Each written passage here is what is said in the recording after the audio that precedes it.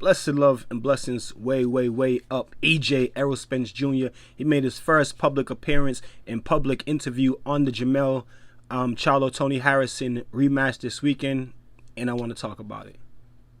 Welcome to Real Life Boxing!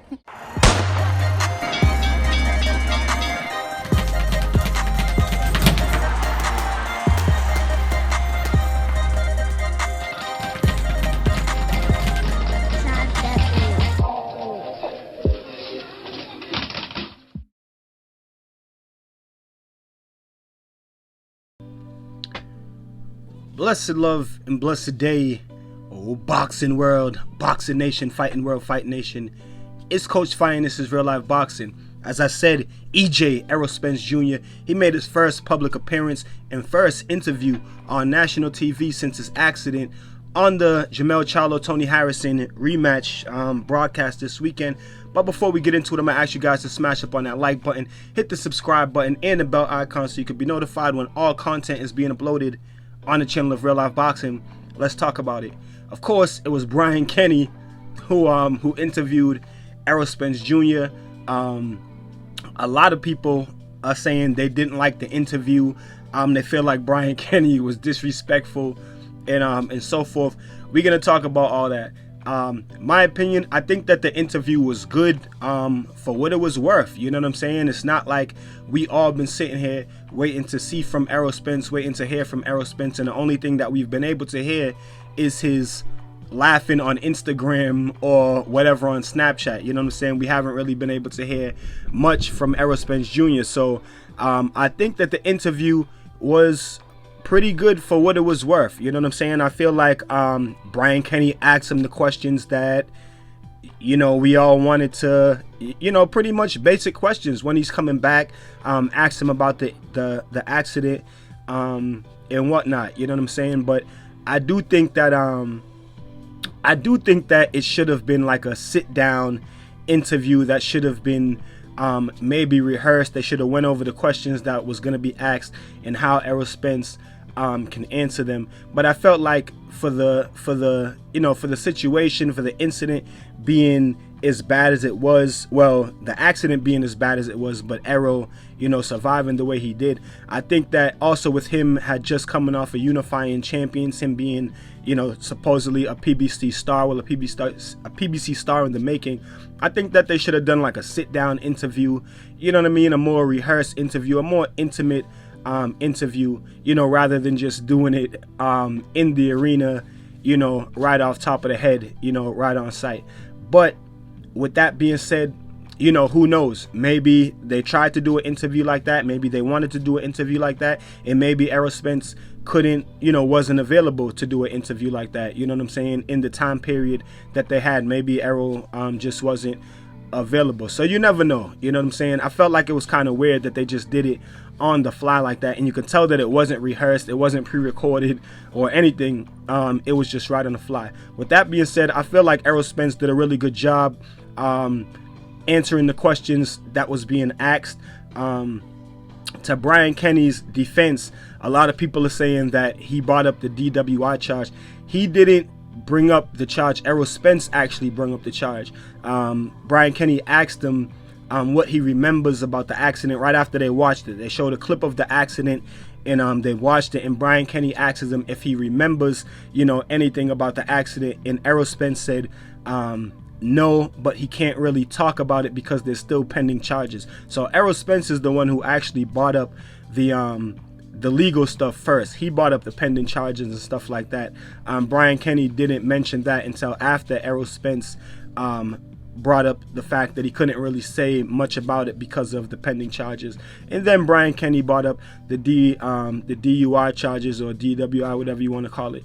But, and a lot of people are mad at him for that. I mean, the thing is that it happened. You know what I'm saying? We can't act like it didn't happen. You know what I'm saying? And, you know, I know there's been other cases of other fighters, you know, Canelo Alvarez and his clenbuterol, David Benavidez and his cocaine charge, and they don't get asked about these things in interviews. But I feel like this one, you know, Errol Spence being a star that he is, and this was way more out in the public. You know what I'm saying? I feel like those questions, you know, got to be asked. Like you can't lie or run away from it. You know what I'm saying? Or try to keep it from the public when it actually happened. You know what I'm saying? I feel like those questions have to be asked. So I don't really feel like Brian Kenny, you know, did anything wrong in the interview. The biggest thing that I seen that he did that I didn't really like is just the way that he was pressing Errol Spence about when he was coming back. One time he said spring, Errol Spence said May, and then Brian Kenny said, so you're sure you'll be back by May? And Errol Spence said, you know, I'm sure I'll be back by the summertime. And then Brian Kenny said, are you sure you'll be back? And then Errol Spence just ended up saying, I'll be back in 2021. I'll be back in 2020. You know what I'm saying? I'm definitely sure I'll be back in 2020. So I think that the biggest thing that came across to me was the way Brian Kenny was pressuring him about when he was coming back. Other than that, I feel like Brian Kenny's questions, you know, were normal. He was asking him how he's felt since the accident, when he's coming back, if he's been cleared by the doctors, and Errol Spence said yes, that he's actually been in the gym. And Brian Kenny asked him, well, how he's been feeling, how's his body been feeling since he was in the gym. So I didn't really see nothing wrong with that. The biggest thing that people are talking about is at the end of the interview, Brian Kenny told him to drive safe. Now, you know, a lot of people are coming over saying Brian Kenny's a dickhead, or he's trying to be a wise guy, or he's racist, or this, that, and the third. I think that it's a little wise guyish. You know what I'm saying? It's a little wise guyish. But damn, he didn't tell him don't drink and drive. You know what I'm saying? He told him drive safe. Drive safe is not really, well, not even not really. Drive. If you're telling someone drive safe, like that's not telling them anything bad, especially when they just been in an accident. But I could see where people thought he was being, you know what I'm saying, a dickhead. But like I said, at the same time, Errol Spence was in a tragic accident, so he probably does need to hear more people than Brian Kenny tell him to drive safe. You know what I'm saying? With that being said, I just finished watching it on PBC on Fox on their YouTube channel, and they actually cut that part of the interview out. You know what I'm saying? It was like right at the end of the interview when they were you know, when he was ending the interview, like the last thing that he said to him. And PBC, Fox, they cut it out of the YouTube version of the interview. So maybe they felt like something was wrong with it. Maybe Errol Spence complained and said that he didn't like it. But me personally, I can see where people are mad at Brian Kenny because of the way he's conducted interviews in the past with Floyd and everything else. But at the same time, you know what I'm saying, Errol Spence put himself in this position. I don't think that Brian Kenny disrespected him in the interview at all. Yeah, the drive safe comment could be a little wise guyish, but like I said, at the same time, Errol Spence is just coming off of a huge damn near tragic car accident, so he probably does need to hear, you know, drive safe a whole bunch of more times and by a whole bunch of more people than just Brian Kenny. So with that being said, it was good to see Errol Spence back out in the public. He had kind of a slur. People talking about, is he drinking? I don't think it was from drinking. Obviously he had face damage on that side.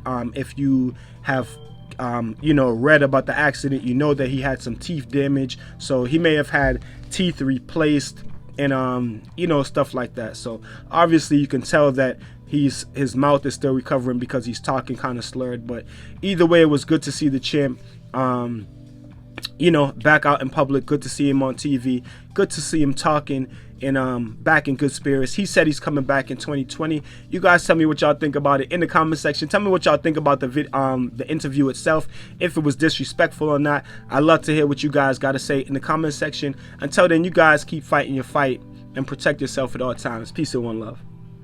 So if you like this video and you would like to see more great content like this on the channel, go to the PayPal link or the Cash App link in the description and show your appreciation by donating any amount that you feel is equivalent to the value of this video.